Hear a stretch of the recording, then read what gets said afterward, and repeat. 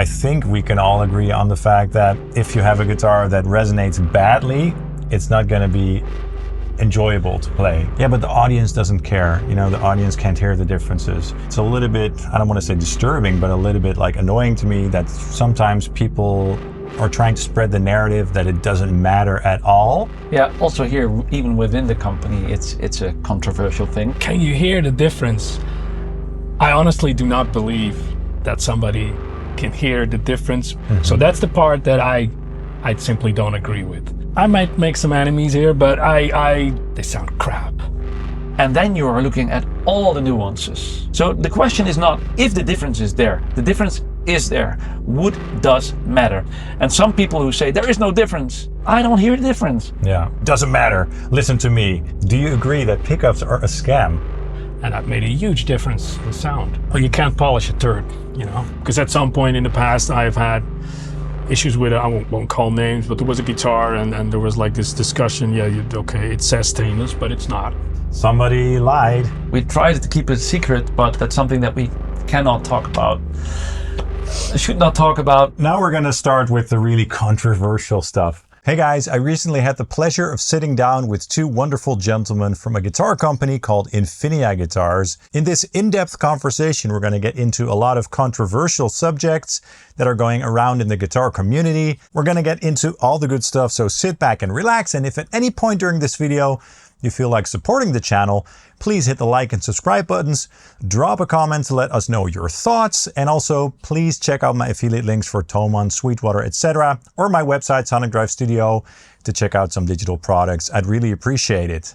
Now, sit back and enjoy this chat. Cheers. Hey guys, John here from Sonic Drive Studio, and I'm joined today by these wonderful folks from Infinia Guitars. We're going to have a chat. We're going to have some fun. We're going to talk about guitars, talk about a lot of controversial subjects, as well as their brand, Infinia Guitars. Now, before I introduce these wonderful fellows, if you know this channel, you might know this guitar. This is my Infinia Guitars series. So this is actually from their brand. I play this guitar on the channel all the time, and I love it.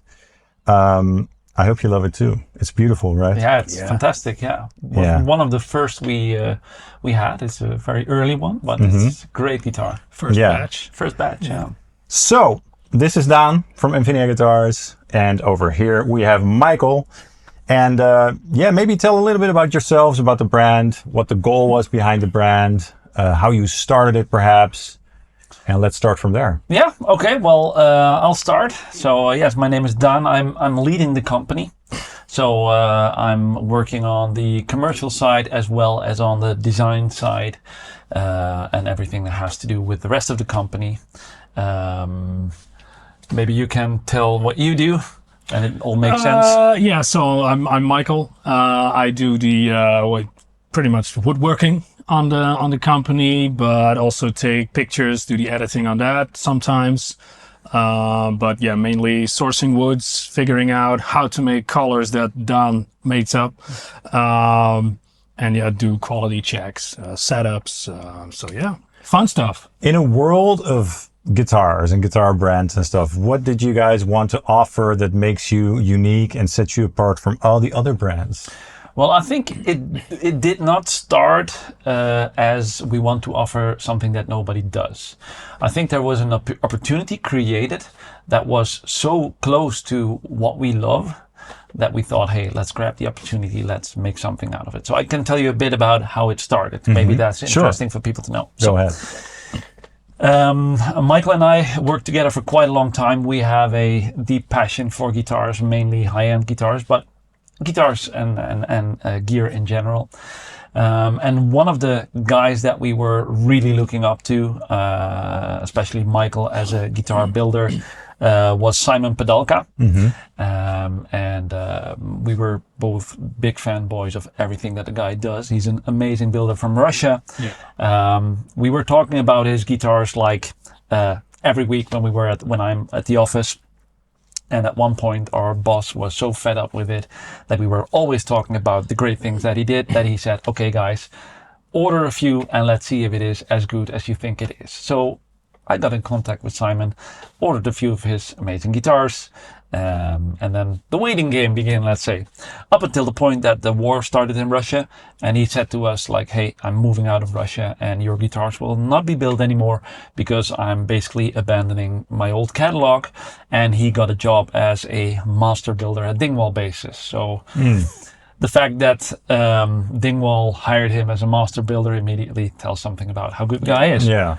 So then we got in talks with Pedalka, and we got the opportunity to basically buy their old catalog of models that he designed. Yes. And we're very, very clear about that on the website. These are the exact old Pedalka models. And for us, it was an amazing opportunity. We had a few of these old models in order. So for us, it was a great opportunity to start building a brand from a starting point where we already had the models. We already knew that it would work. And the most important thing was, this is exactly what we like. I'm really into modern high-end guitars. Maikel has his own brand where he does very low numbers of hand-built guitars, and that is exactly also what this is. Yeah. So it was so close to what we like that we were like, hey, if this opportunity comes up, let's see if we can make this work. And that's basically the start. There's even a little tribute on the back, right? Yeah, we especially in the first batches, it says so Infinia Ceres, designed by Daria Pedalka. She's designed the guitars, and we're not hiding it. Yeah. On the new batches, it only says the brand and the model, because we liked it to be more clean. Yeah. But on the website, you still see that these models are designed by Pedalka. So we have the rights to the models of the whole old catalog, basically. But at this point, we're only making the series, which was used to be named CS, and the Neptune model, which is still called the Neptune. Yeah. Of course, I was at Guitar Summit last year where you guys did your unveiling with the curtain and everything. The reveal, yeah. That was really cool. How many guitars were there on the wall? 20, like 20 or so? 22, I think. Yeah. Was this one on the wall as well? This particular one? Do you remember? I believe so, yeah. Yeah, and then on the channel, of course, I did a review of this guitar. Check it out. And I also compared this to the same model, but with different pickups. Yeah. In case you guys are interested. But yeah, my experience with this particular guitar has been really wonderful. I just told them that I dinged this guitar because I use it a lot, and then eventually guitars do get dinged a little bit, but that made me almost cry. But it's like a really solid workhorse that just works for anything. Basically, I have some guitars over here that work for particular styles, like really aggressive rhythm stuff or maybe more classic stuff really well, and they really excel at that. But whenever I need something that is just like good for anything, I grab this guy, and it's been a joy to play on this guitar. So great job.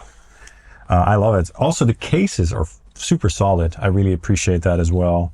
I actually prefer that over hard cases, like the hard shell, because they take up so much room. That's why we do it. And I'm a strong believer that it's even safer for shipping than a case. Yeah, because it kind of absorbs the shock better. Yeah, and I've seen a lot of cases in the past, literally broken stuff, because it's solid in a case and it can't go anywhere when it gets like a big drop or whatever, and just the shock just sometimes cracks stuff.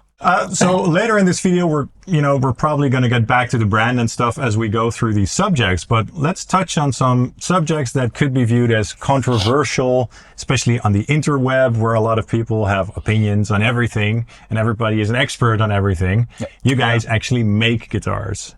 I don't make guitars, I just play them. I have a bunch of them. I've played so many guitars, so that is my perspective. You guys have a different perspective, and that's going to be interesting. So we're going to talk about some cool subjects, and I have some notes over here in case you guys are curious, but we're going to start about the production.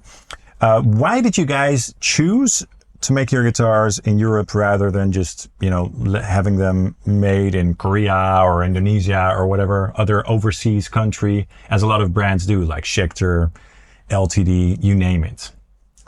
Well, when we acquired the right to all the models, you have to come up with a business plan, something that works, that you want to do. And again, as everything is built from a passion, and we knew what we wanted to achieve. We wanted to achieve the guitar that we would potentially buy ourselves. The stuff that we actually have beside our own brands are these high-end guitars. So you know what the end goal is, and then you're gonna see like, okay, what does it cost? Where could you get the material? And overseas production was one of the things that you immediately think of, like, hey, would that be an option? Because it's how some brands start. Yeah. But both Maikel and I have a very long history in the guitar industry. So we also have a strong opinion, and we saw a lot of guitars from all kinds of factories. And I think overseas production has its function. I think some of overseas guitars are very good up till a certain price point. If you want to reach that price point, if that's a goal, sometimes there is no other option than to go for overseas production. And you could get a very nice product. Yeah. But if you want to be in the high-end guitars, the thing that matters most are the last few percentages of perfection, because that's what the people want. They want a product that is better than anything else. And that is something that overseas production just cannot offer. I've seen prototypes from other brands from all popular factories all over the world. And they're great. Sometimes they're almost fantastic for the money. But if you want the perfection that we want to see in Europe and in the US, in my opinion, nobody can offer that. No. So that was something that we could immediately conclude that that's something that we didn't want to do. Yeah. No overseas production. Yeah, I mean, one thing as a consumer or reviewer or however you want to view me is that when you have import guitars, I'm not going to name any brands, but there are certain brands out there that everybody knows. There's always like a luck of the draw, right? When you order a guitar, like ordering guitars really is a thing. Of course, it's better to go to a store and try a bunch of guitars for yourself. But for a lot of us, ordering guitars is the only option. And whenever I buy or bought guitars from certain brands, it's always like, okay, I hope the fretwork is good. I hope there are no cracks in the board or stuff like that, you know. And I've had issues with like electronics not functioning properly, huge fret issues, wood issues and everything. And I think that if you buy a higher end guitar like this guitar, or, you know, another brand like, you know, PRS, brands that offer high quality guitars for high prices, then you should be able to expect basically a flawless guitar. Yeah. Every single time. Yeah, and another thing that you have to keep in mind, if you buy an overseas guitar, it's a production guitar. So it's a batch of, let's say, 100 guitars, and the guys making them are making it one after the other. This is built as a one-off. Someone is making this guitar, looking at every angle until he thinks it's good enough. It's not that there is a guy who needs to spray the guitars and after that it's out of his hands. And that's a big difference. Making 100 guitars at once or making 100 guitar as singles. That can be different every time. Every order with us basically is different. Someone the normal logo, someone a white logo, someone a black logo, someone the flame top, quilt top, whatever you want. You cannot get that from a production because it's not really a production. So ordering a guitar like this, you know, especially if there's like a custom aspect to it, it's much more of a personal experience as well, right? You really get a guitar that's unique for you if you choose for certain custom options like certain top wood or finish. So it's less of a like thing from the factory where they just churn out like hundreds of guitars and you kind of have to hope to get a good one, which a lot of times you will get, but you also find guitars with issues like the fretwork or maybe the wood sounding a little bit dead or issues with like bridge alignment. Well, you guys know all about that, of course. I do wonder what do you think about cheap guitars? Like if you buy a guitar sub 1,000 euros, do you think that the fretwork should be perfect at any price points? That's well, I'm even within the company already controversial. Yeah, I'm very picky when it comes to quality. And I can say that I have had thousands of guitars in my hand because I was in the guitar store and in the distribution business at the quality side. So I've seen a lot of crap Not that it's necessarily throw it away, you know, you just need to rework. But fretwork is something very important, and that's something, maybe not intentionally, but the factories just don't take enough time, you know. I know for a fact that, like, somebody asked, you know, how long do you take on making these soft edges on the fret bevel? You know, if I do that, half an hour, 45 minutes. Most times in those factories, those people, they get like 45 seconds to do stuff like that, you know, or maybe a minute. And they cannot spend anything longer than that. So there is no attention to detail, which makes sense because of price-wise. But you lose a lot of subtle things, but still it matters a lot, especially when it comes to fretwork, you know. Will the guitar play? Yeah. Will it sound? Yeah. But you probably don't get a nice setup, or the feel might even be, because even the angle of the fret bevel matters. Some brands make it almost 90 degrees. Some do it 45, you know. There's a lot of small things that feel big once you start actually play the guitar. So. I mean, to many of us, like, those little nuances matter a lot. You know, especially if you're like me and you like very low action, where you just need the guitar to feel very comfortable and hit that sweet spot in terms of how high the strings are and everything. All those little tolerances do make a big difference in the end, of course. So yeah, I agree.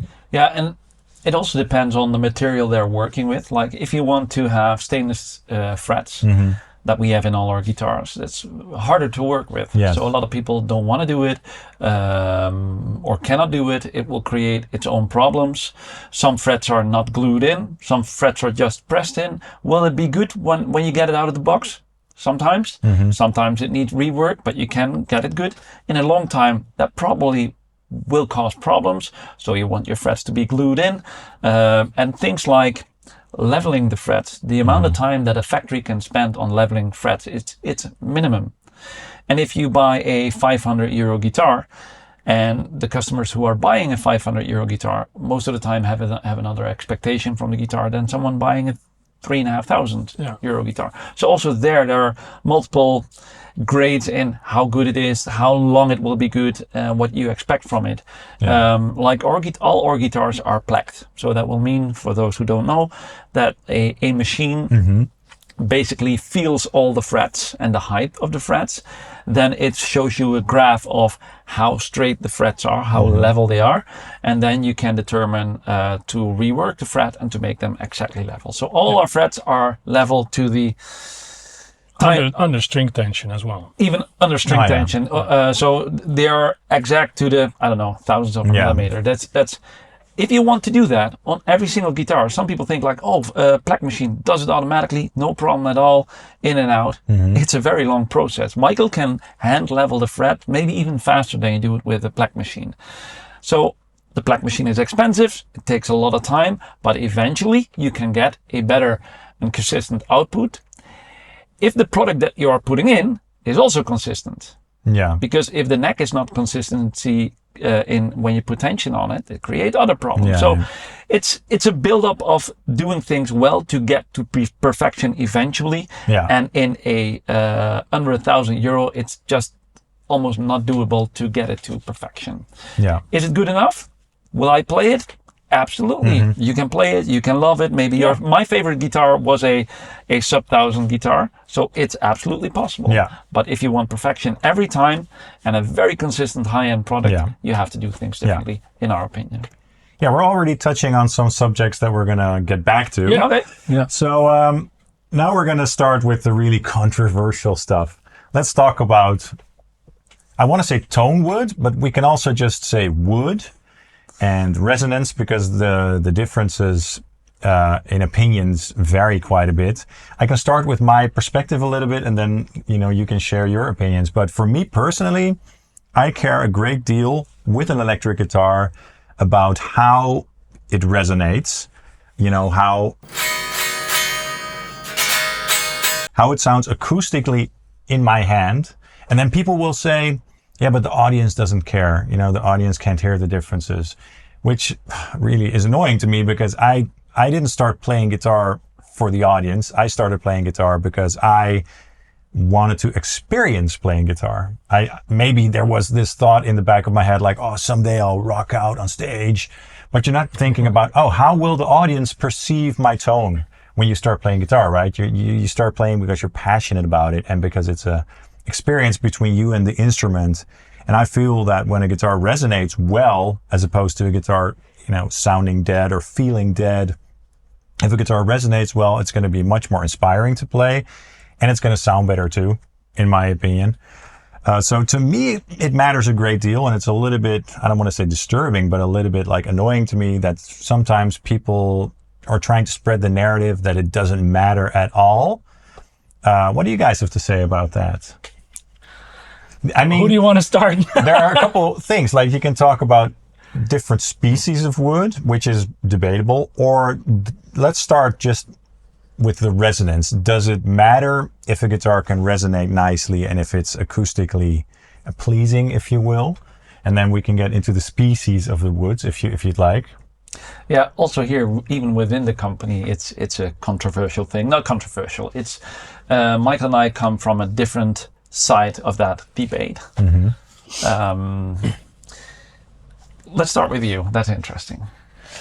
Well, I believe in tonewood. I mean, I make guitars. If I didn't believe in it, then I, what would I be doing? But only to a certain point, I think. But that doesn't mean that I do not believe wood makes a difference in how the guitar sounds. But I sometimes see these videos like, oh, this one has an ebony fretboard and this one has a rosewood fretboard. Can you hear the difference? I honestly do not believe that somebody can hear the difference between those actual fretboards. I'm a believer that it also matters with the neck that has been used in the body. It can be the same species. It can even become from the same board, but the density of that piece is already different. So yeah, I do not believe that difference is that fretboard. I believe it's the complete package. So that's the part that I simply don't agree with. But I do believe that, let's say, this one has a maple neck with mahogany. Let's say we would have another one that would have a wenge neck. I do believe that makes a difference in sound and in feel, of course. And the bodywood, that also adds a difference. The tops, if that affects the sound, I might make some enemies here, but I don't really believe 100% that it really adds something, It might do something, but if you would take like a burl top, poplar burl top, sound-wise, that should be dramatic, because it's basically a soft sponge that you have to fill with resin or epoxy or whatever, It's not really... If you look at structural wise, it's very poor stuff. It's flexible, it's soft, it's not rigid. It looks nice.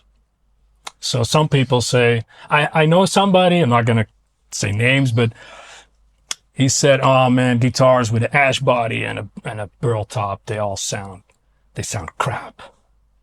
And I made a guitar for a buddy of him, and he said, man, that guitar is crazy. And I said, but that's ash and burl. Yeah. So, and he thought that guitar was awesome. So it's a difficult topic. I agree. And I believe the wood needs to be of a high quality, Yes. It needs to be dry. It needs to be in the right grain orientation. Even with necks, it can be rifts on. It can be quarters on. Slab, whatever. There are already debates in that. Yeah. But if the quality of the wood is good, it's dry. When you cut out the neck, it doesn't start like this. It's a big block. You cut it out, and then it does something, because there is a lot of tension in wood. Some pieces don't react. Some pieces become arrows, or like a bow. It's crazy. So you need to let that wood sit. And like Dingwall, for instance, I know they let their neck blanks sit for like 30 days or 90 days when it's cut. I know Paul Reed Smith does similar. So that says something, wood lives. Yeah. And it needs to have time to settle until you use it.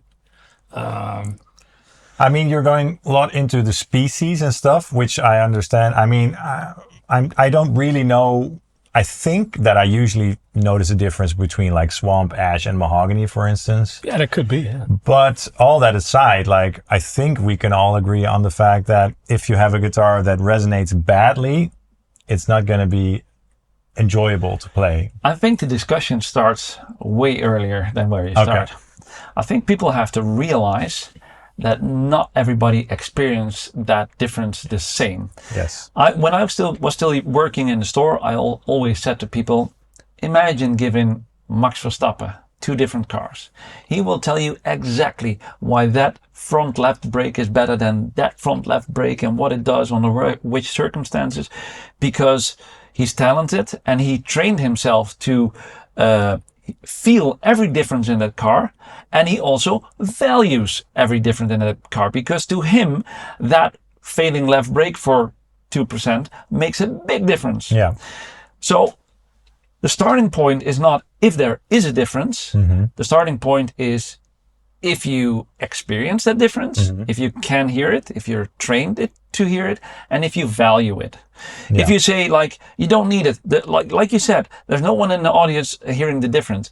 I see big artists lip syncing and the audience think it's fantastic. So even that, you could like not even play and half of the audience won't even see that it's fake. So that's never an argument. Guitar playing, you do it for yourself. So it is what matters to you. Yes. When I worked in the store, I worked in different guitar stores for 20 years. And the last store I worked in was specialized in high-end stuff. And the only thing we did when people came in said, I want your best Les Paul. Okay, let's take 3-4 hours. Let's experience all Les Pauls and let's see which one is the best for you. And then you are looking at all the nuances, all the little differences in the guitar, the high, the low, the output, and everything matters to someone who plays Les Paul their whole life and now wants the ultimate Les Paul. Yeah. Because he values that very much. Another example, what I always found typical in the early days very early days of digital amps, I always got the Marshall players who said, well, the Marshall in that digital thing is crap, it's not good. But the Fender tones, they're quite good. And then the Fender players came in and said, well, the Fender tones in that thing is absolutely suck. But the Marshalls are quite good. Because they're trained to hear a specific thing, that they have a specific thing that they want to hear. Yeah. So the question is not if the difference is there. The difference is there. Wood does matter. Does it matter in the end product to the audience? Probably not. Does it matter for you? In some cases, absolutely. Yeah. And if there is a big difference for you, you probably value it more. It's more important to you, and then you make different choices. Yeah. So I think that's a very important aspect that is overlooked. And some people who say there is no difference, maybe they don't experience the difference. Yeah. And then they're genuine. They're not lying. That's why the debate sometimes is so hard. They genuinely, I don't hear the difference. Yeah. So it is genuine. It's not, it is how do you experience it yourself? I think that is very important. And I think there's like two ways that the narrative here is being spread. Like some people are being very like dogmatic, if that's the good word. Like, it doesn't matter. Listen to me. Yeah. But you can also say like, hey, it doesn't really matter to me, but you know, go experience it for yourself and sort of try to listen every time you pick up a guitar. If you hear the differences, if you feel the differences, and just explore it for yourself and find out for yourself if it matters to you or not, but based on actual playing and personal evidence, so to speak, rather than just listening to somebody on the internet who's trying to spread a certain narrative, which does sort of segue into the next point, pickups. So there are people out there, sorry guys, yes, you, who are saying like pickups are a scam. Okay, so that's a pretty bold statement right there. Do you agree that pickups are a scam? No. No, because actually when we, before we actually even had these guitars, we tried pickups, we had to, okay, what we're going to use. So Daan made a body with a system where you can switch pickups very easily. And our factory had like 3 different pickups or something. Yep. That we were interested in. Yeah, that we were interested in, that was like in our range that we wanted. We both had the guitar for a couple days and swapped, the the pickups, and that made a huge difference in sound. Yeah. So it definitely does something, you know. I mean, of course, to you guys, this is a ridiculous question because, you know, if you work with guitars every day, you know that there is a difference, of course. Yeah. But, you know, some people seem to think that it doesn't matter at all. Yeah, just put like an EQ pedal in front of your amplifier and it will do exactly the same as changing a pickup. Do you agree with that? Well, you can't polish a turd, you know. So I've done the test in the past. I had like this very cheap Les Paul, I don't know the brand anymore, very cheap guitar, and I put a EMG 81 in. I thought that will sound good. Everything with an EMG sounds good. And I had it built in. I was like, was worthless. Didn't work at all. Because it was not all about the pickup. So Yeah. I know that pickups make a big difference. In fact, if you take the most extremes in pickups, like maybe P90 to a very high output humbucker, that makes all the difference in the guitar. But I believe that if something is not in the guitar, there is no resonance, there's nothing happening in the guitar, the pickup will not make up for it. So it is not the case that whatever pickup you put in a guitar, that it will make the guitar as good as the pickup is. That I don't believe that. No. And in that sense, it's not a scam. There are a lot of different materials you can use for pickups, like base plates even matter. Kind of material for the base plate matters. The magnets, type of magnets, strength of magnets, the wire, type of wire, amount of wire. Then you have how it's wound. You have like different kinds of way to wind it, like scatter wound or whatever. You have different ways of winding a pickup. Then you have two of them, and you can make all the combinations you want, and that all together make something out of it. So there's a lot of things that can go well or can go wrong. So it's also not as easy as it seems. I myself had a pickup winder for a while, and I've been experimenting with different pickups, and there's a lot of difference you can make.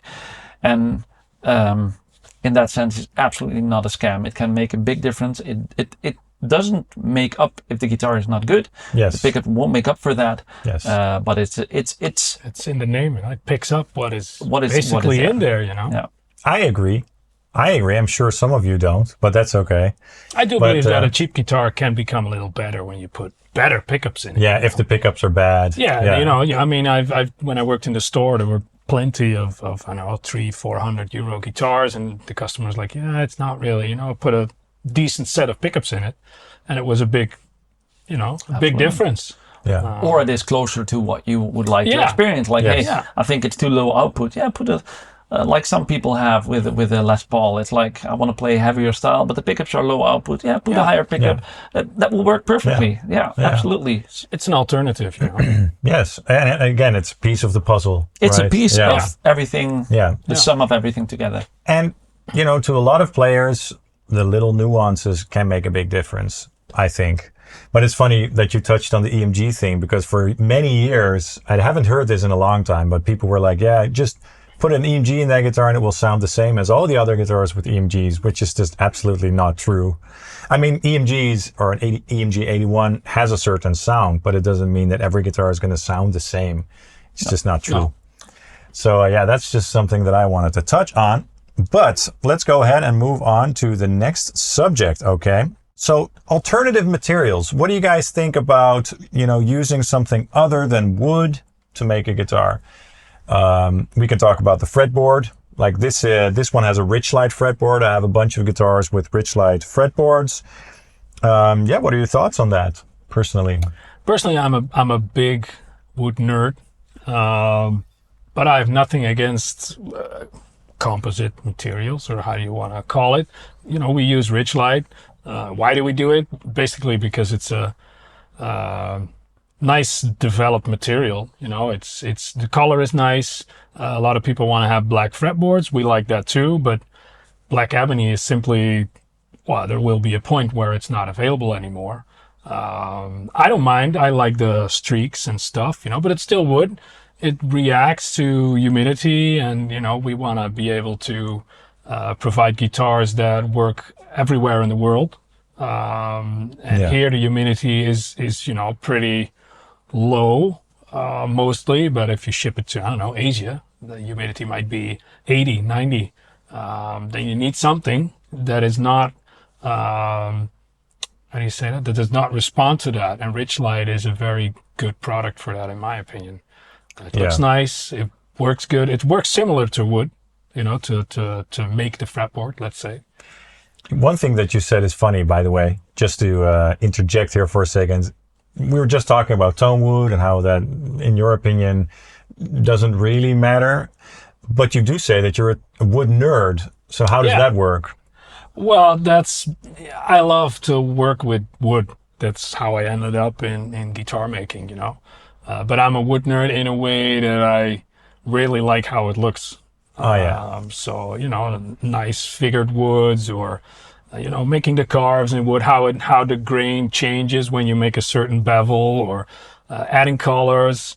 That's just, I like to make stuff. It doesn't have to be a guitar. I can enjoy everything, but that just goes to show you that even if you don't think that the tone of a certain wood species matters in terms of how it sounds, it can still matter, like in terms of how much it weighs, or how it looks. Yeah. And for a builder, how it is to work with, how malleable it is, and stuff like that. So there are, multiple aspects to that whole story other than just how it sounds. Yeah, I think alternative materials can work if they do the job of the function that they have. I know some of the brands out there have experimented with alternative materials, and I also saw fretboard of materials that when it came in, when I was still working at the store, it came in and we were like, that just doesn't feel good. It's rough. And I saw that brand that tried it then. Also a month later, they quit using it. It didn't work as a fretboard. So if you want to replace something with a other material, it has a reason why we still use ash bodies or maple necks, because it's not only because it's historically done like that, because it works for that function. You want stability and you want the sound. So if you use alternative materials, it has to function just as well. And that, for instance, as Maikel says, Richwood does that very, very well. So that's why it works as an alternative material. Yeah. And you see, for instance, companies who make a guitar out of they don't even use wood anymore. There are some materials that do that extremely well, but it doesn't mean that everything you can make a guitar of works as a guitar material. Yeah. So that's more how I look at it. It has to function. Guitar players are also kind of very picky, when something changes that is out of the ordinary, it kind of takes time before it gets accepted. Yeah. I think Richlight has been used for many years now, so people don't find it weird anymore. Proven product. Yeah, it's a proven product, but there's still people like, I want it black, it needs to be ebony. Yeah. And you don't have to forget that it's made by people who are passionate. Maikel is very passionate about it. First of all, he's a trained luthier, so he did 4 years of school, and you should see it when we get wood in for ourselves. He's like all over it, sawing it, book matching it, and it's like... Does it give you wood? It does. If it's the right piece. But that's the passion in it. We want to see wood. We don't want to per se have an alternative material. Yeah. While wood is still good available, it's not getting any cheaper, and good wood or light wood is expensive indeed, but working with the wood is something special that we both really enjoy. I did some woodworking, but not level that he is, and it's just fun to work with it. That's how it worked for you, right? When you order a custom order a guitar somewhere and they show you tops, you're like all over, like, oh, I want that top on that. Yeah. It's just what we like. It is our passion. Every piece is different, There's no piece is the same. And you imagine your color with that piece of wood. We can show you in a bit, we brought some wood. When we book match a top, the top is basically oversized.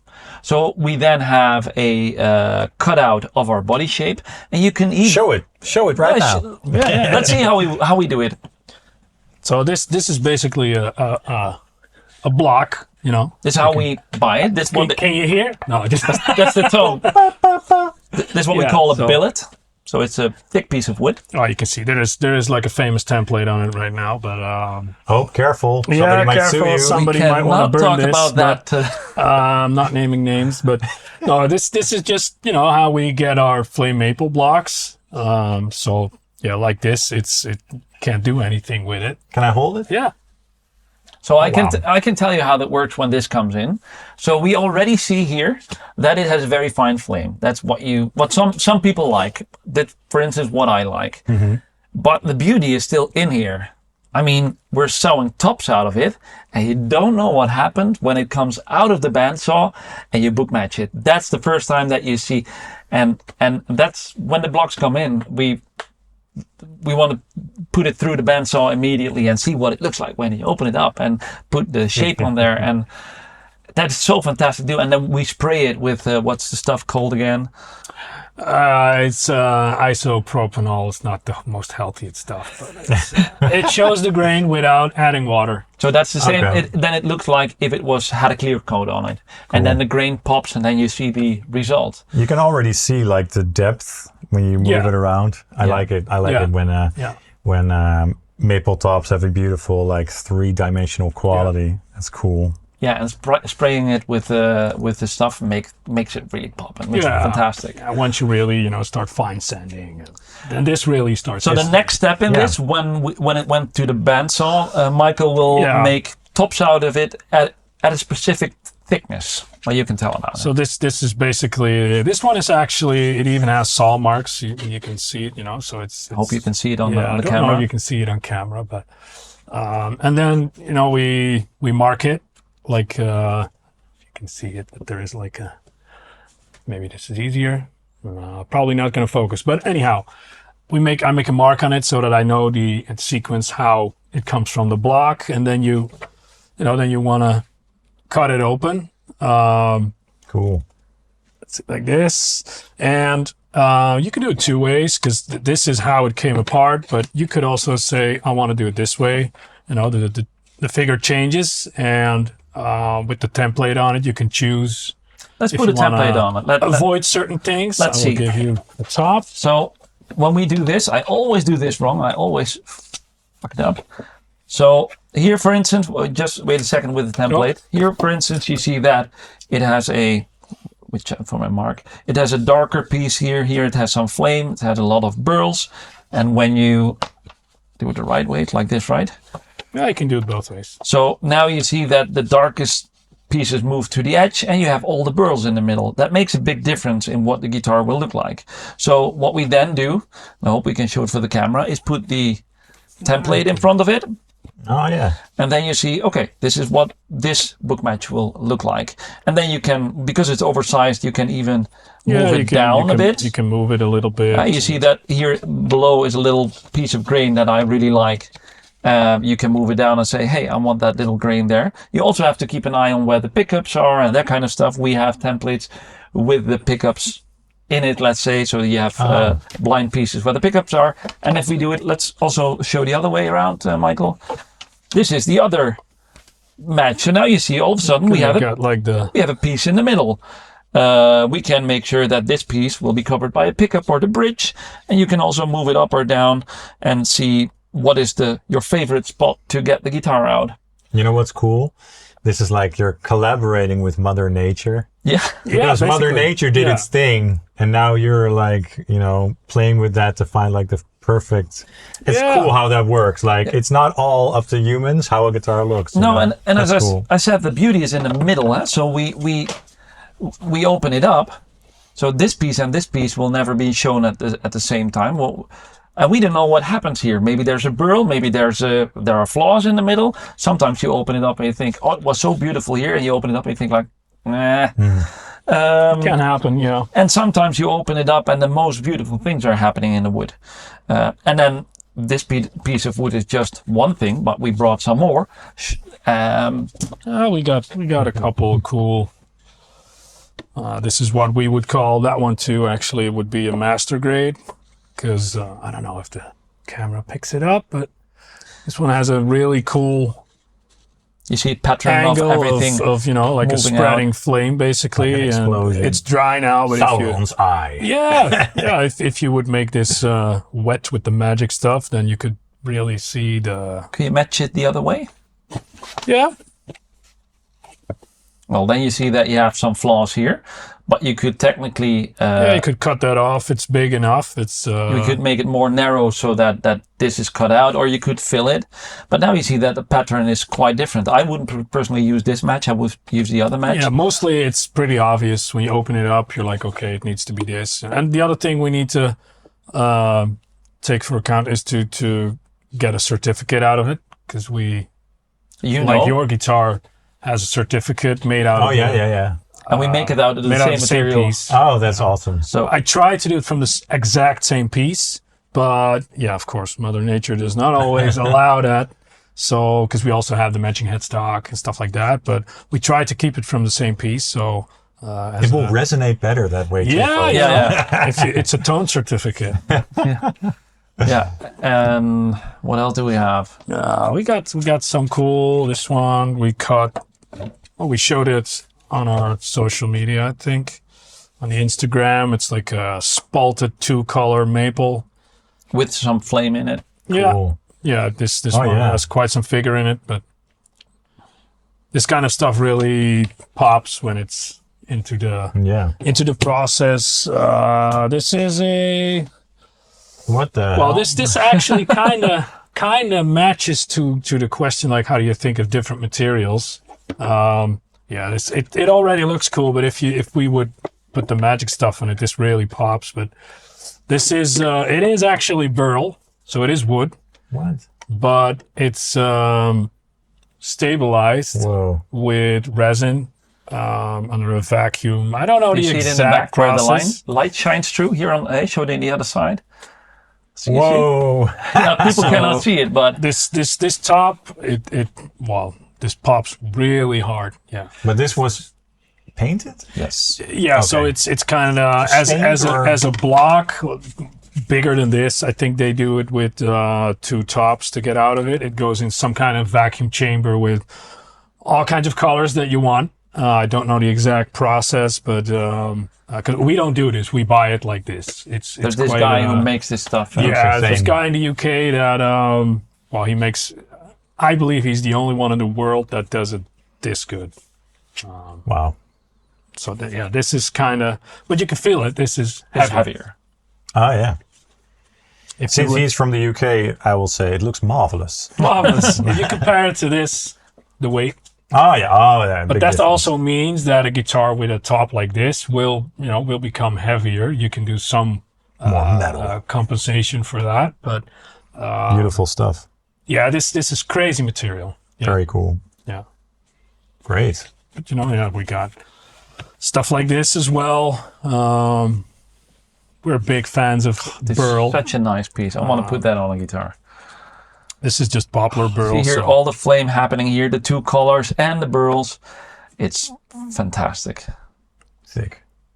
So yeah, and then we got a last one. Another type of wood we like is walnut. We use it quite often these days, but this is a walnut nice. burl.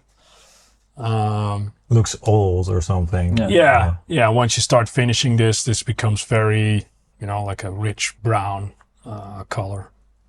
Hey, It even wood doesn't smells- matter smells anyway. good. So this doesn't matter because wood doesn't matter, right, No. It folks? It doesn't matter, but it looks good. At least this does. All right. Great stuff. All right, let's move on to the next point. Nickel versus stainless steel frets. What are your thoughts on that?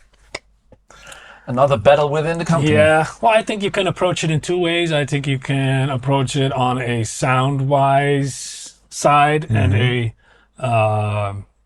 durability side. Yeah, I think it's a big plus when guitars have it because they just last much longer. It's harder to work with, that's true, but with technologies these days and the tools that are available, it's doable. And with the machines nowadays, Is it true that if you have a bad type of stainless steel, that will be less durable than a good piece of nickel fret wire? Well, not that, but there is difference within the stainless steel. Yeah. Okay. There is softer stainless steel, but I don't think that it is then softer than nickel.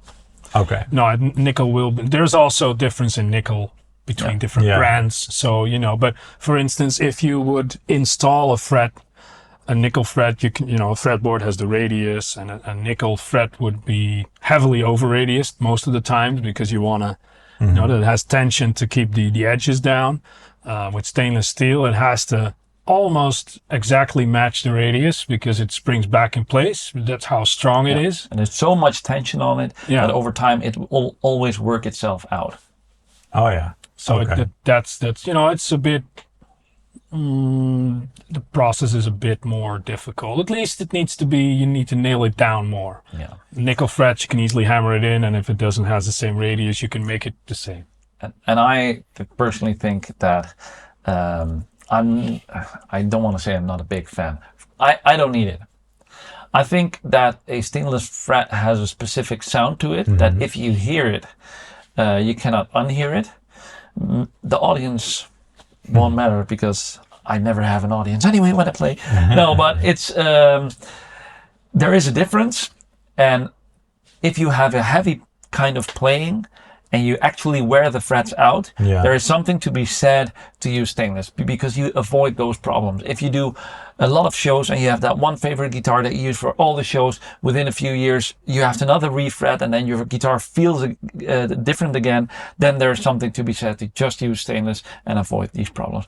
I don't wear out my frets at all. I could play my nickel guitar for years and years and years with no issue. So for me, it is not a problem that needs a solution because there is no problem.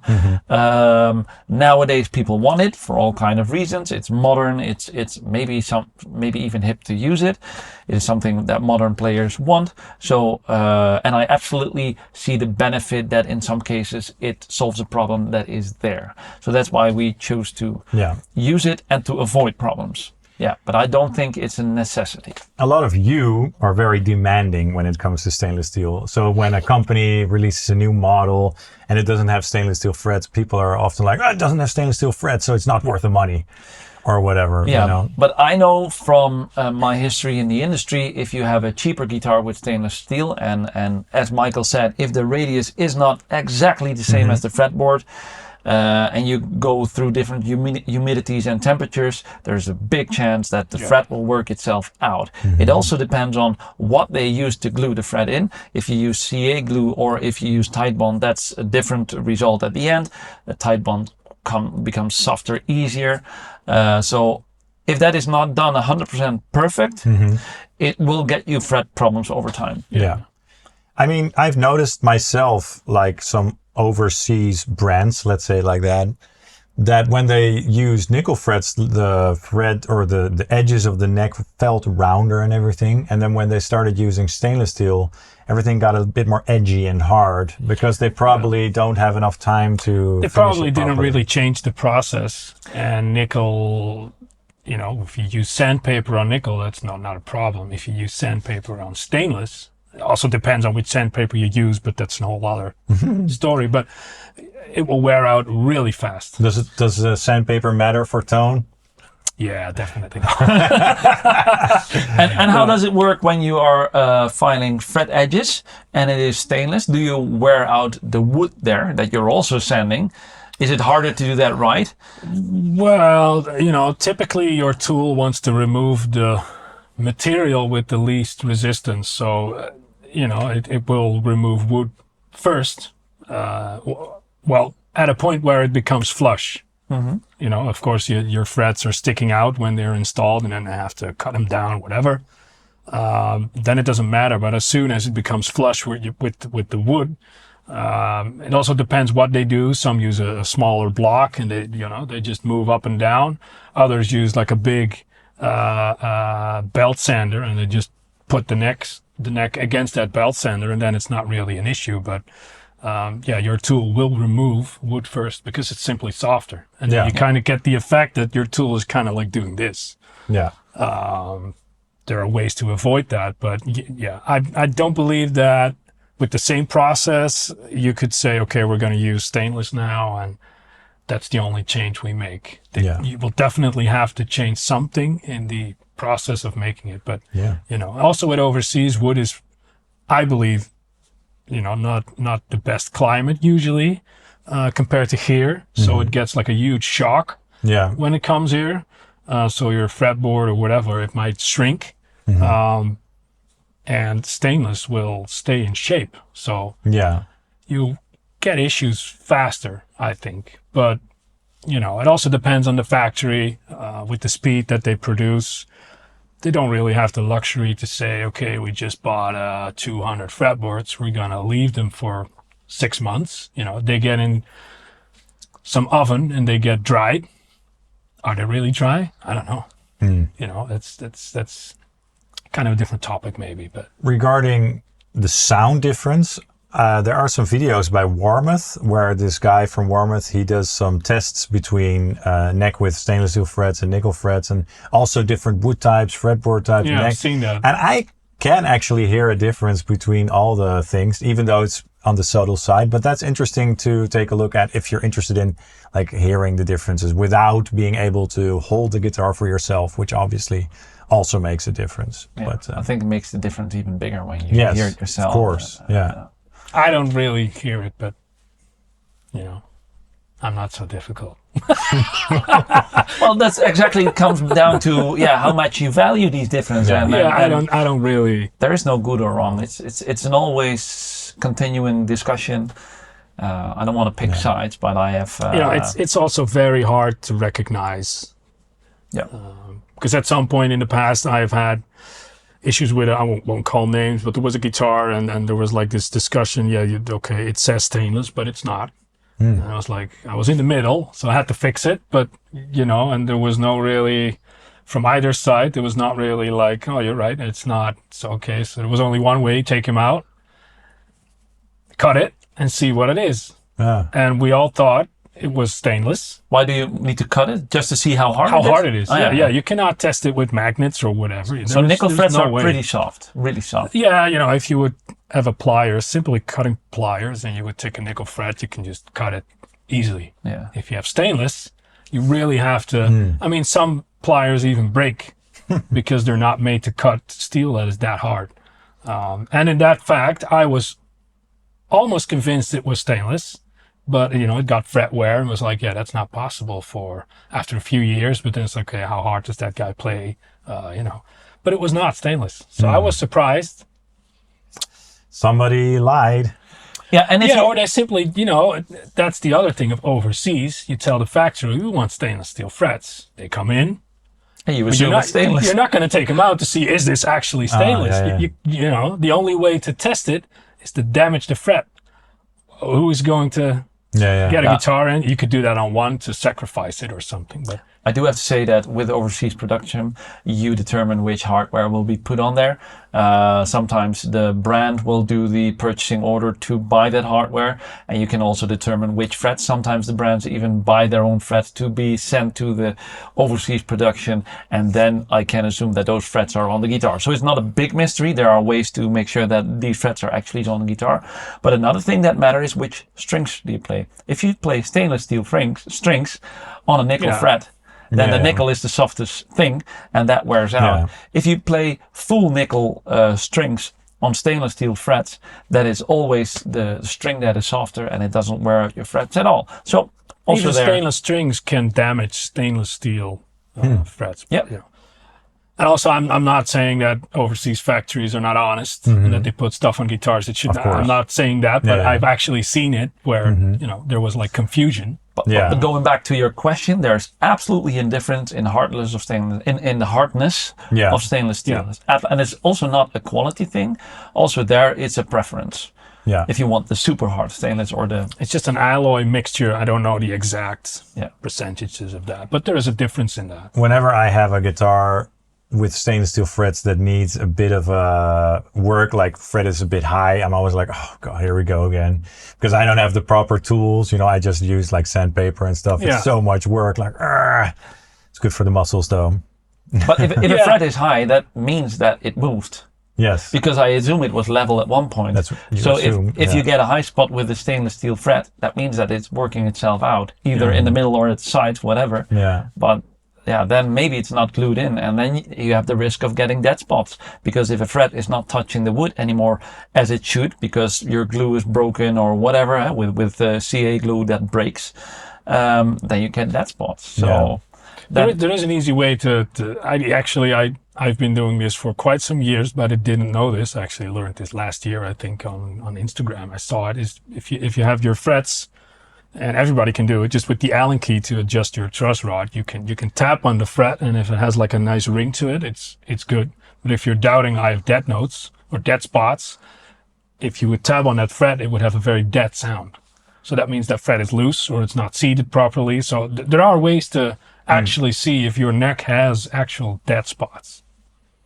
So we've learned something new. So all grab your Allen keys, your guitar, and tap on the fret. Well, don't tap Not it too with hard, nickel, because you get dents. you can damage it. But if you gently tap it, or with a screwdriver, you can hear that. Yeah. Do you know that's the reason why some of the brands have fretboard protectors? Not all the brands do that. I didn't know. If you have a hard string and your guitar drops and the string hits the fret, with stainless steel, you get a perfectly straight, deep dent in it that you cannot sand out. If you have it with nickel and you do a few hard bends, you can even sand it out with your string.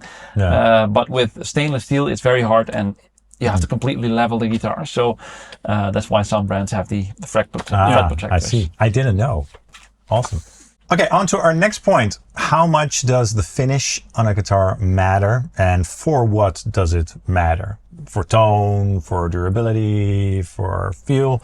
Talk a little bit about finishing guitar and how you guys go about it and why you guys go about it in a certain way.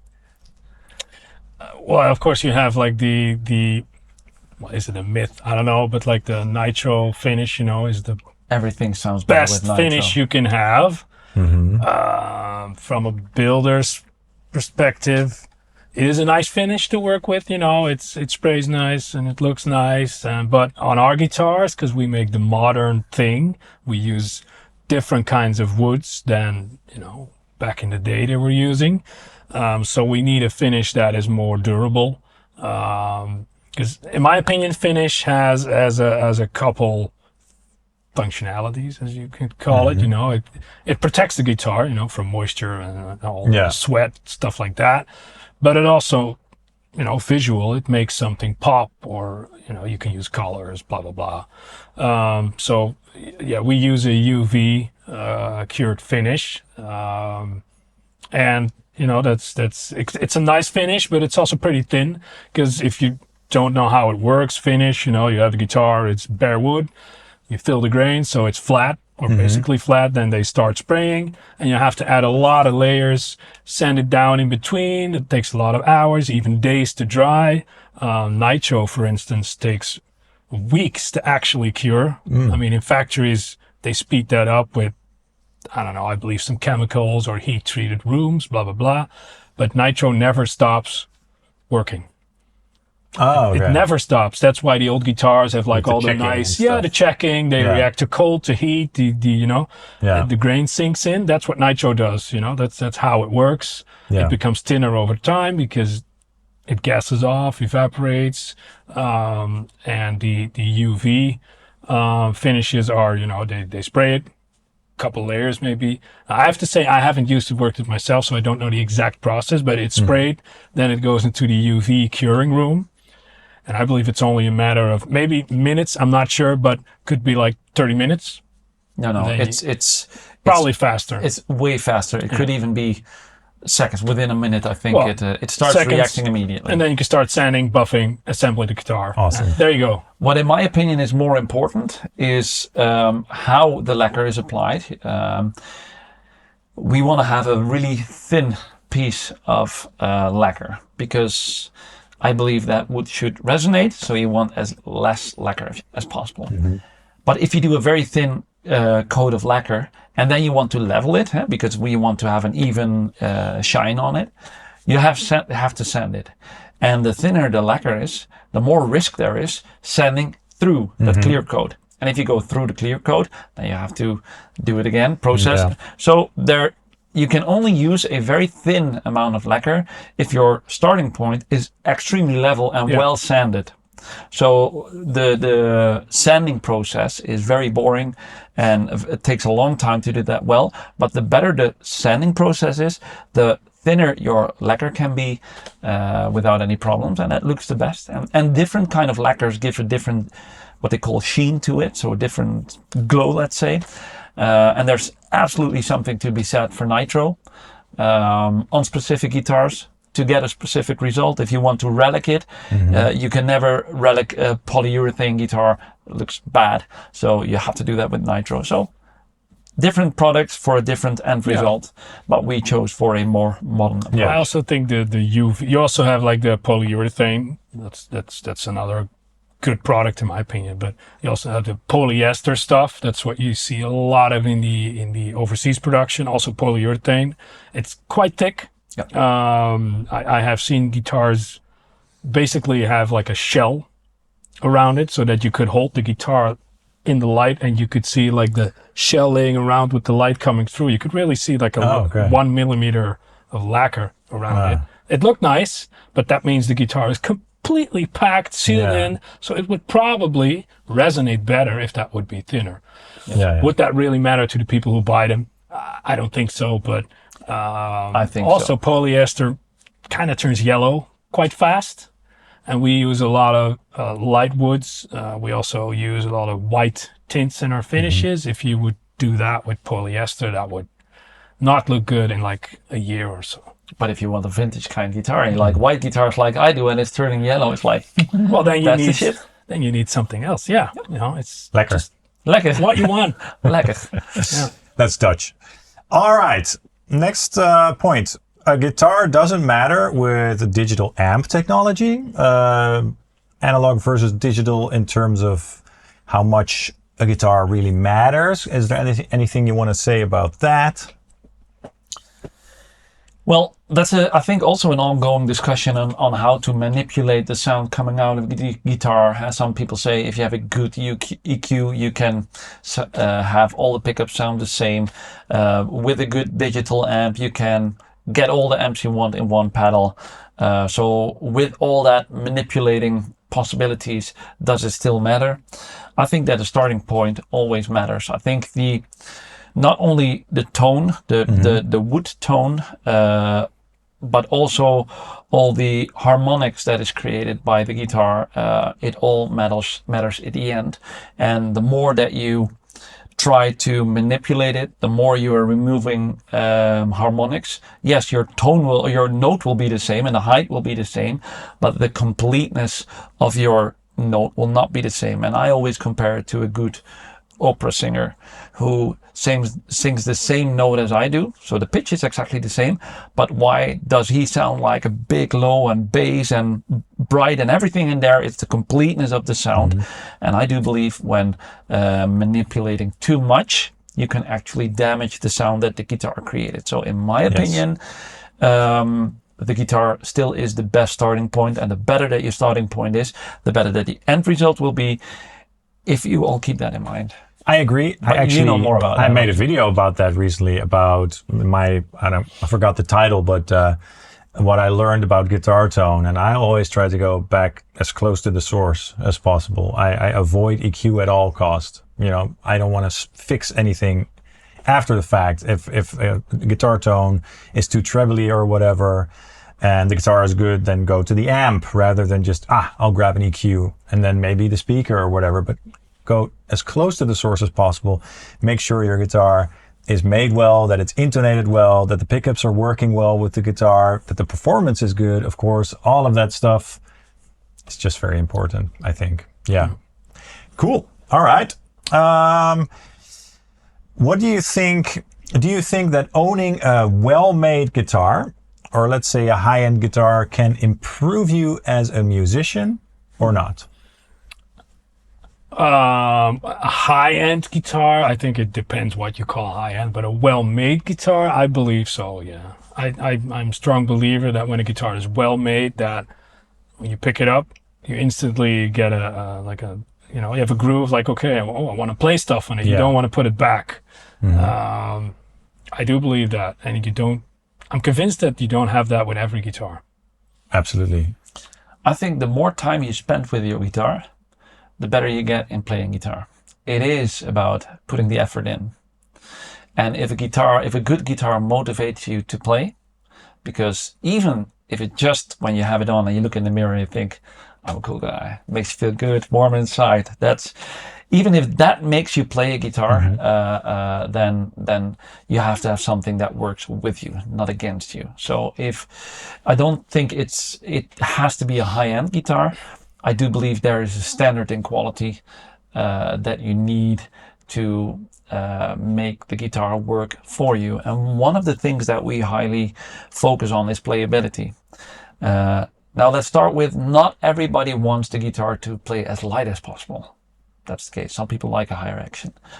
But a lot of fast players want a low action. And with us using the stainless steel frets, we have a very flat radius with the PLEK treated frets. We create a guitar that is can have an extreme low setup, extremely low.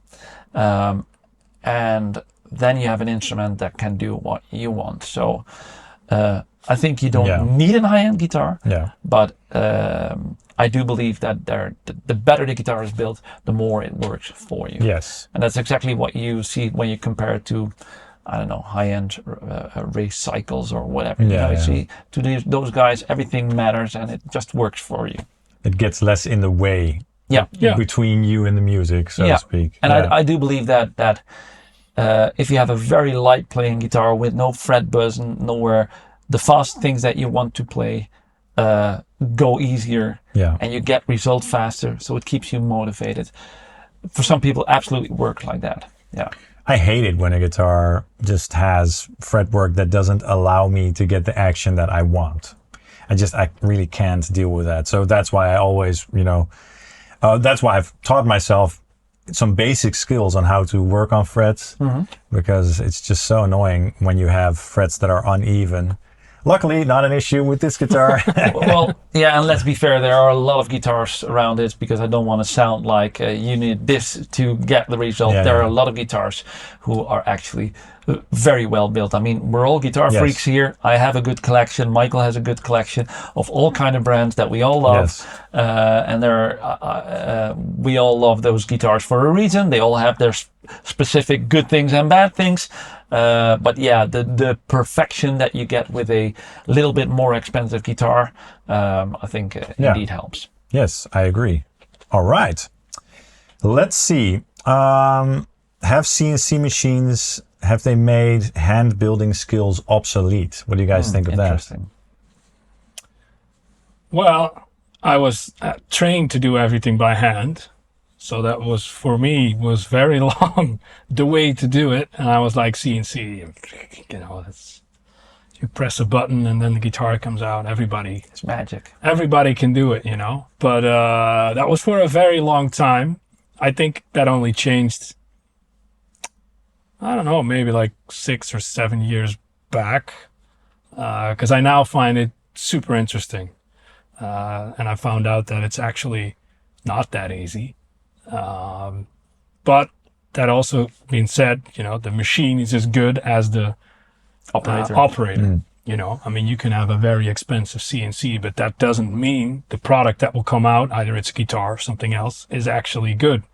I do have a high value for handcrafted guitars, but these days, if you're talking about high-end production stuff, I don't think that there are much guitars that are actually handcrafted, fully handcrafted. That simply, business-wise, doesn't make a lot of sense. You either have to have a lot of good builders that have the same quality level, which is pretty difficult, I would say.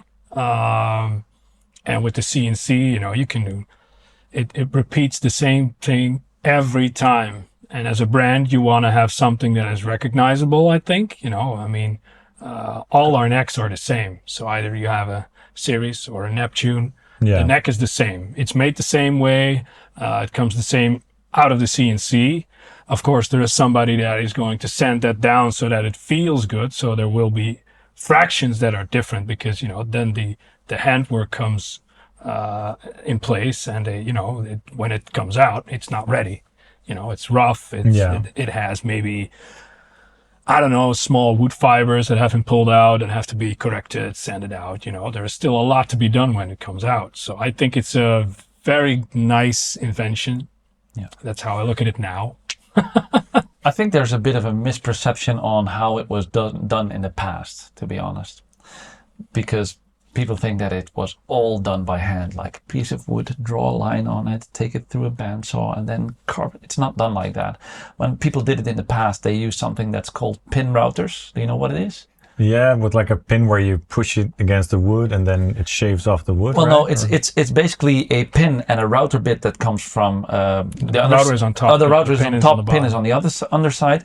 There is a template like we have here. There's a template on the other side, and the pin on the underside is following the template, and then the router is cutting it on the top. And that basically is what the CNC machine does automatically. And then they went to a next step, another template, and go through the pin router. And in different steps, that guitar was built up. So there was more room for error. There was more room for small differences, how the templates were put on. But the stuff that makes a difference in my eyes, I'm pretty sure I will hear it in the comments when people disagree. But in my mind, once the woodwork is done and the finish goes on, you have to fret the guitar by hand. You have to work the frets by hand. You have to do the setup. You have to do the top nut, and everything you do that is important to you is most of the time the things that are done by hand. What the necks feel, what the lacquer feels like, top nut spacing. And most of the time when you see a guitar that something is wrong with, it's also, or that you don't like, it's most of the time one of the things that is done by hand, but those things can almost not be done by a machine. So I think it's a very usable tool if you do it the right way. It's also safety, And routers are very dangerous. Before they invented CNC machines, a lot of people who made guitars, they died because it was just so, instantly. Well, you say that, but there is, I will not name names. God. Oh no. There is a company that we love. That at one point production was halted because their guy sawed off his thumb in a bandsaw. So because they still use bandsaws, all the tops are still matched by hand through a bandsaw. It's still dangerous, and so once you do that, it's the same like driving in a car. You think, oh, now I can do it with one hand. When you're operating with a table saw or a bandsaw or even a router, and you have the template, it's like a big router bit that is cutting through wood at like 16,000 RPM. And if you do not hold it right, or you put the wood against it in the wrong way, too fast, too slow, whatever, it can or it finds a knot in the wood. I've had some accidents. I mean, I have still everything, but at some point you're getting too used to the machine and you're getting too relaxed, and then you need to, then you get a warning, and if you're lucky, that ends up good. Luckily I had that, but it sets you back. Oh wow! And production wise, for the staff you have, CNC is just much safer. And as an example, we have seen production guitars out of CNC factories that the wood was twisted, or even fret slots cut in the wrong position. And then you think, hey, but the fret slots are done by CNC, right? It's not someone with a sword. No, program wrong, production wrong, guitar trash. So it's still as good as the operator, and it's a very handy tool, but it doesn't make handwork obsolete. In fact, I truly believe that the guitar is as good as the last guy who sets it up and does the final inspection and makes sure that everything is right. Yeah. Awesome. Very interesting. What is the biggest myth consumers believe about how electric guitars are made? Is there anything that you can say about that? Well, I think CNC might be one of them, that people just think, oh, it's a computer. Reminds me a little bit about tube amplifiers, about like hand-wired versus like printed boards and stuff. That's a similar subject. Yeah, kind of a similar thing, I guess. Yeah, it's... people don't trust it because it was made by a machine or something. Yeah. And in some ways, they might be right. I mean, it doesn't say that a machine does everything correct. I think it's more about how much attention and love and passion is actually put in the guitar to get the last percentages right. And if that's done even by an overseas production company, I have seen very nice results for very affordable guitars. So, but the biggest misperception, I think that might be one of the misperceptions, that these guitars are always highly valued and someone looked at your guitar and really wants to be the best for that guitar. Some things are just production and it has its function, because if you relate back to even before my time when people were starting guitars, I mean, I have seen these 70s guitars that were not cheap and were just complete crap. If you see how much money you have right now for how small amount of money you have actually a very cool guitar for 300-400 €, you have a guitar you think like, wow, to start off with, it's like, it's a very good instrument. So nowadays I think it's you get a lot of value for money. Yes, absolutely. But it's not the case that all guitars are valued as a single product. But this is a great segue into my next point, which is pricing. Because a lot of you guys, yes, I'm looking at you, you like to complain about prices, right? That's the thing that we do on YouTube. Oh, it's so expensive, I'm never going to buy that. While, you know, some instruments cost more than others, right? And like you said, like quality from very affordable guitars has really gone up. Let's put it like that, very, very plainly, like, are expensive guitars still worth it today? Good question, because as you said, the quality of cheap guitars went up. I think it is. Of course, you can ask yourself, to what price point is it reasonable? I mean, you have prices that are, you know, you could buy a car. Diminishing returns, right? We have the curve that goes like this, like the more you spend, the more smaller the difference will. In terms of like playability. I think, you know, in case of our guitars, they're a bit in the higher range, I would say. You know, the devil is in the details, like we already talked about. And I am convinced that you do not see them on a cheaper guitar, simply because there is no time to put in it, or either. I'm also convinced that, you know, and I mean, 300-400 euros guitar can be good, but, you know, how it has been made, it's kind of like people are doing it. You know, they're installing the frets, hammering in the frets, but they do not know why it should be seated like that, or, you know, they just do what they have been told, which is fine.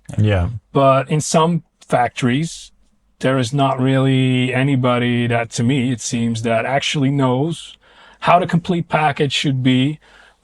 Why has it to be like this? You know, what's the purpose of your scale length or whatever, you know? And I think when you go in a higher price range, you know, I will not say there will be no flaws, because it will depend on each brand and each, you know, how you look. I'm thinking of a particular brand with expensive guitars that is known for quality issues, but let's avoid that subject. I mean, you always have exceptions, you know, but that's probably also a factor of no time, you know, company-wise or whatever is the decision that it ships out that way. But I'm very picky, so quality when you have a certain price, your quality needs to match it. I agree. I think you have to compare it like with a car, and some people do that. You don't need an expensive guitar. No. If you just have to bring your kids from A to B, you can do that with every single car that drives. Does it make you happy? Well, if you only care about functionality, probably it does. If you want to spend as least amount of money as possible, it probably does. And if you have a little more money available for your hobby, then you maybe want to spend a little bit more on that thing that will actually make you happy, aside from just playing, but also the looks and the feel, and maybe it's the community, maybe it's the genre, maybe it's the part of the genre, or your favorite band playing on it. And there's all kind of reason why to buy a certain guitar. Do you need to have a high-end guitar to play guitar? No, not at all. You don't need it. Buy a 500 euro guitar, play a thing. You sound maybe just as good on a 500 euro guitar. I know Brian May used all kind of guitars in the studio, and it all sounds like Brian May, so you don't need that. But if you value that, if you value more than just the playing, then some guitars might might be worth for you. And if you are valuing that last piece of perfection in your product, then that's also that you have to pay more for it to get that last percentage. And for a lot of people, it's worth it. I mean, the people at home don't see that, but we're looking at a amazing collection of guitar that you have. Do you need them to play guitar? No, but it's also like you like to have them. There are some guitars that you have a bond with, that you did last show with, or whatever, you know. So there's a reason for anyone. And we just love high-end guitars, all brands, all stuff. And if it's a good product, it's a good product. It's also the material cost, you know. I mean, on expensive guitars, you should have high-end materials, you know, premium stuff. I mean, on cheaper guitars, you usually have like a veneer or even a photo print thing, you know.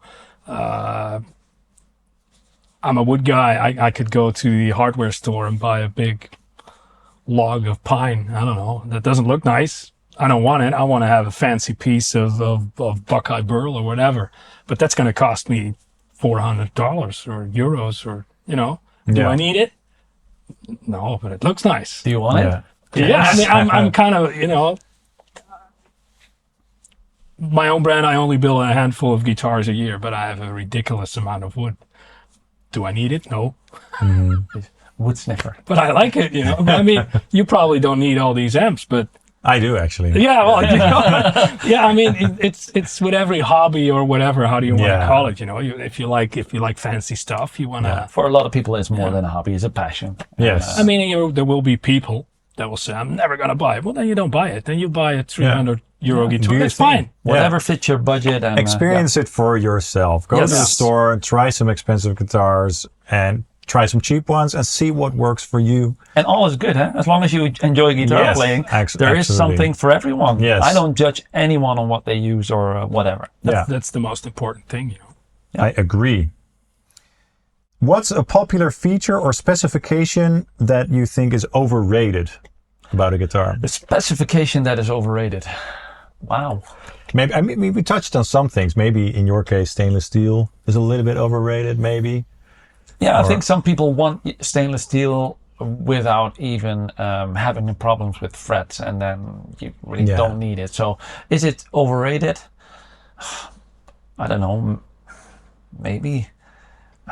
What is overrated? Yeah, well, that's a good question. You came up with the question. Yeah, it's in my opinion.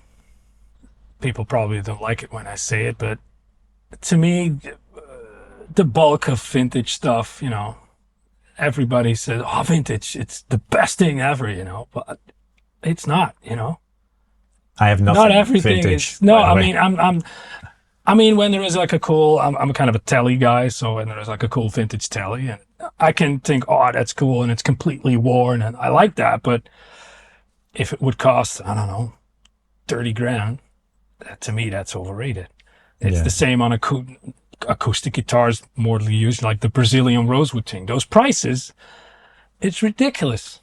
It's ridiculous. It doesn't always, you know, because people like it because of the sound, and it looks very good, but there are pieces that just look like a piece of rosewood, and then it's Brazilian rosewood, and it adds 10K to your guitar.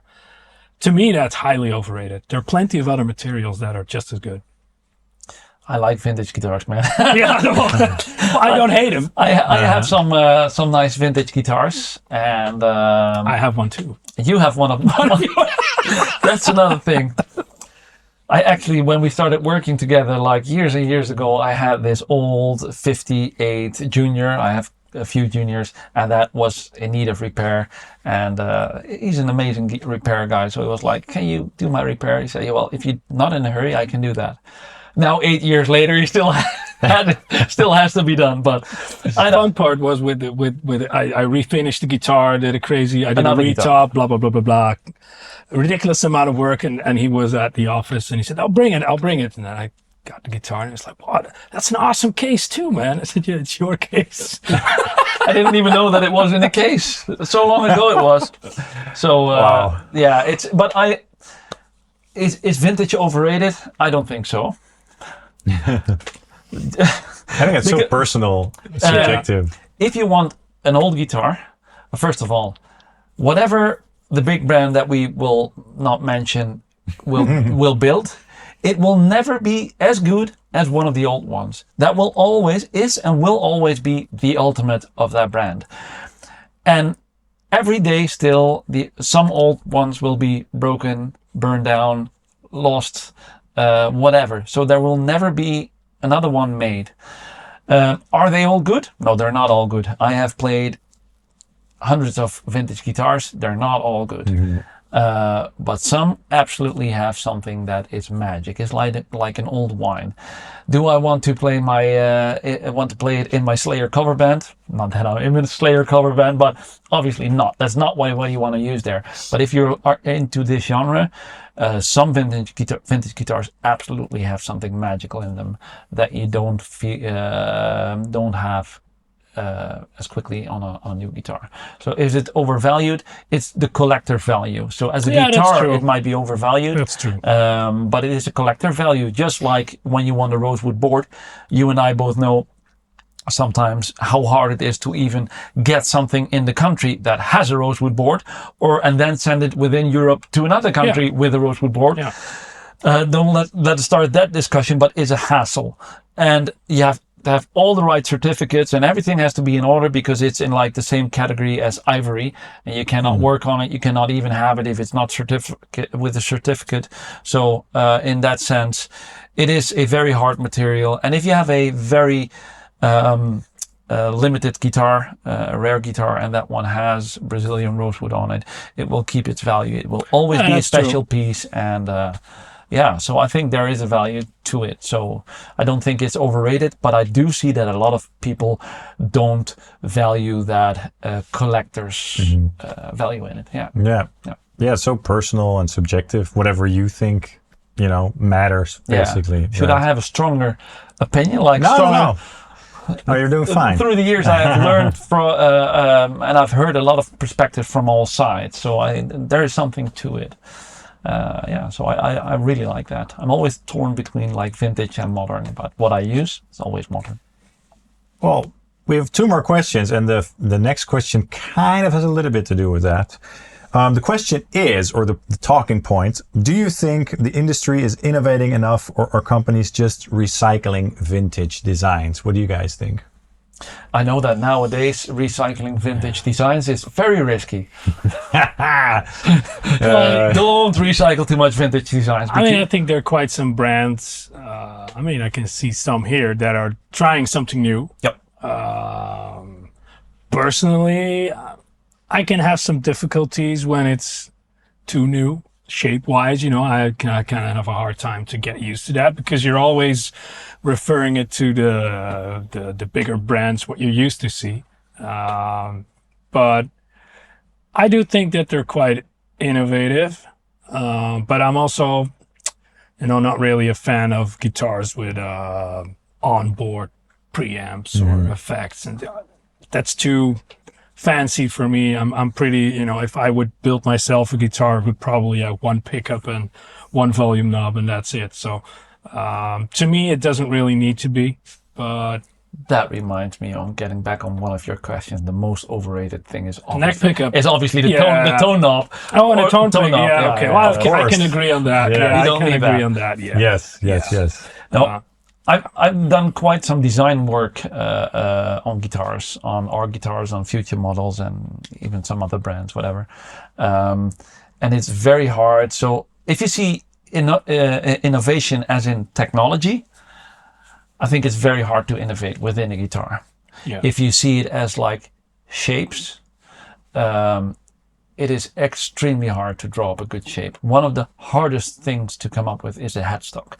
It is so hard to draw a good headstock that is not quirky or off, or it is extremely hard. So I like, as I say, I'm triggered by shapes. When I see a shape and it's unnatural, I get this very nasty feeling. It's like, oh, it's like, yeah. I always know which kind of pictures I need to send. I won't name any brands, but I always know which I can send to him. Feeling, and then he's like, it triggers me. So I think that a guitar should be organically shaped that if a waist on a guitar on this side has a specific shape, then on the other side it kind of have to match that flow where the points are pointing at. So some points pointing in, some points are pointing out, and that flow has to be the same with the lower horn than the upper horn. The body shape, how the bridge is positioned left to right, everything has to be good. And then to do that well, it's very hard to come up with a very original shape that doesn't come close to the classic. Maybe it is because that's what we adjusted to, that's what we like, but at the same time I know it's very hard to shape wise to come up with something that is not weird, still like mainstream, unless you have a brand that is into the quirky shapes. Then you can do all that you want, but it's just very hard. So I know that a lot of brands are trying to come up with original headstocks, and sometimes it's good and sometimes it's just not good. I'm looking at something here that I see the headstock and I think that is pretty original, and it's pretty good to look at actually. I like it, and it's not something that you see on a lot of guitars, but yeah, that's a good take on it. And sometimes I see headstocks and I think like it's like it's original. It is original, or it is not defined enough. We call it vlees nog vis. Is that it could be everything. It's not defined. You could not out of your head draw the shape because it's nothing. So in that sense, it's hard to really innovate shape-wise, but technology-wise. So I know that brands are doing their best, but there is a tradition, there is a scope within that we need to work within, and it is limited what you can do. Absolutely. But there is for it to be accepted by a wide, to be widely accepted. Public. But people are pushing it.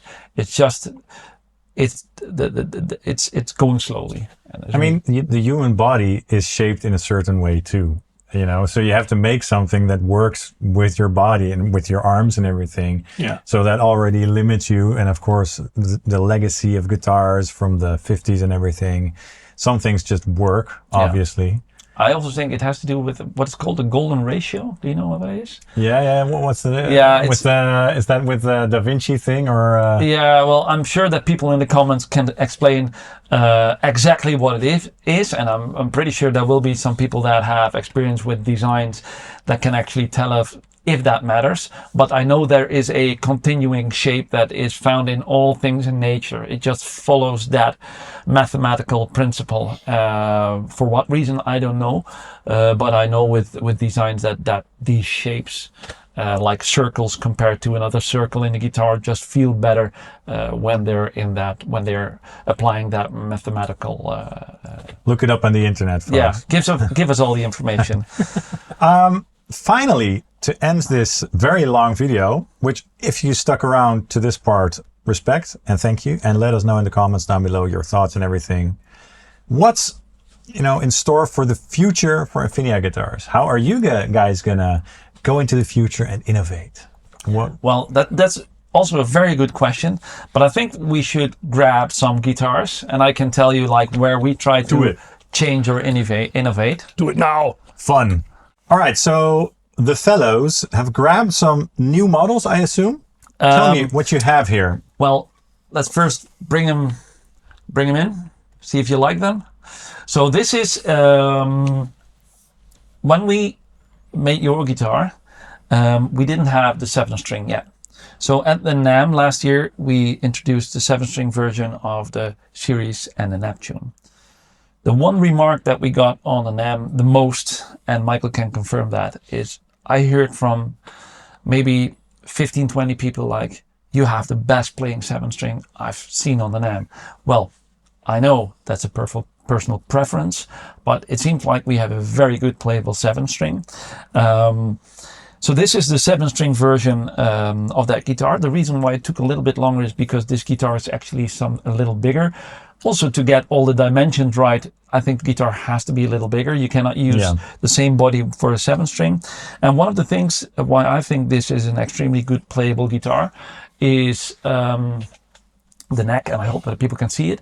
We have a very consistent neck, so the thickness here to there, I think it only is like a millimeter in difference or even less. So it's very consistent. And one of the things that that we took a lot of attention to is the end and the start of the neck. So one of the things that we looked into is the volute of the neck. So we have this little piece here, little thing here, which is called the volute. I've seen a lot of guitars, and you all go grab your guitar, check it how it is on your guitar, and let us know in the comments. Most of the volutes start at the first fret or just after the first fret, so that the neck becomes thicker already. And when you're playing on that position, I want the neck to be consistent. Yeah. So we tried to push out the volute as much as we could. Our volute starts to get thicker, well, maybe a millimeter into the fretboard, but almost completely out of the way. And that is something that makes it very comfortable here. And when you go up to the neck, also here, we try to keep the same thickness as far as we can go, and then sweep up to the complete thickness of the neck. So we try to make it a very consistent, very playable neck. Yeah, for the rest, so that's something that we try to develop, and for the rest, it's basically kind of the same guitars you have. This has a very nice redwood burl top that was selected by a customer. So this guitar is actually sold. So we should be very careful. Looks with this really cool, the top. Yeah, really, it's really three-dimensional, crazy stuff. Yeah, Really and what nice you then piece. see on the side is that you get these like binding, which is not, but you see it on the side. You still see all the grains. Very cool. So that's the 7-string version of this. You see with the matching headstock and some things, all the small details like this little bevel here. And we even did some tests like how the line work. I can show you how the line work end up at the headstock and what it looks like from above. All these details matter. And for those who have one or who will see one in the future, please look at the headstock overlay, and then still there is a contrast layer. Even with the Neptune, there's a very thin contrast layer between the headstock overlay and the headstock. Just these little details that matter. So this is the 7-string. I'll be very careful. Yep. And this is so a quill top, as you see. Oh wow!